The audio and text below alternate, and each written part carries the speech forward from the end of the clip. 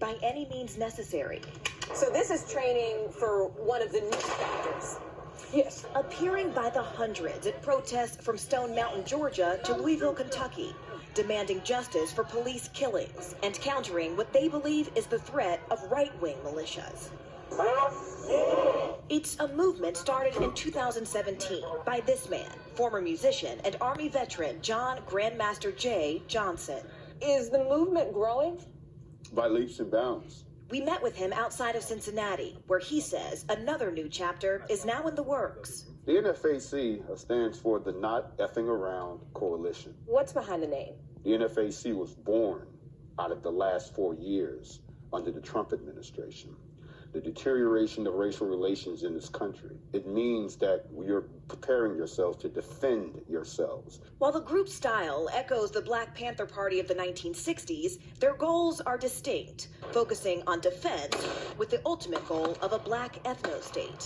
What makes us so different is that our goal is our own government, our own country, a place where we can determine our own future. Is violence an option to reach your goals? The United States was built on violence being an option. Violence should be the last option. Extremism experts say the group is distinct from far-right militias. They have not risen to the level of concern of, say, the 3%ers, the Oath Keepers. They have not engaged in violence. In fact, at most of their demonstrations, they have, in fact, coordinated their activities with police. When you talk about January 6th, and we saw those rioters storm the Capitol, what do you say to critics who say you're no different from them? They're extremists, you're extremists. Show me where we have done those things. They've killed people. They've disrespected the government to the point where they have invaded its sacred halls. Show me where we've done those things, because we have done none of them. We were allowed rare access to one of their training sites at a secret location in rural Georgia. We are now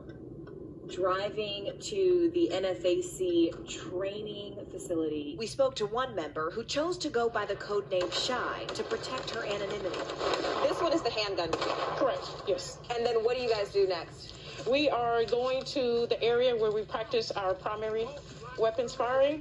Why did you decide to join this movement? It's for the cause. Black people, we need to learn how to defend ourselves. This is definitely one way to do it. Do you all, have normal jobs? You work in all different sectors? And absolutely. We're business owners, we're doctors, lawyers, we're your everyday person, anywhere from Walmart to the corporate sector. What are you all training for? We're training for self-defense. A response to show they won't be scared or unprotected any longer. Craig, it's important to note that the NFAC does not have any history of any violent crimes, but it's also important to note that Grandmaster Jay, the leader of that group, is facing federal indictment charges. Authorities allege that he pointed a rifle towards police officers during that demonstration last September in support of Breonna Taylor. He pleaded not guilty, and that case is still ongoing, Craig. Hey, Morgan.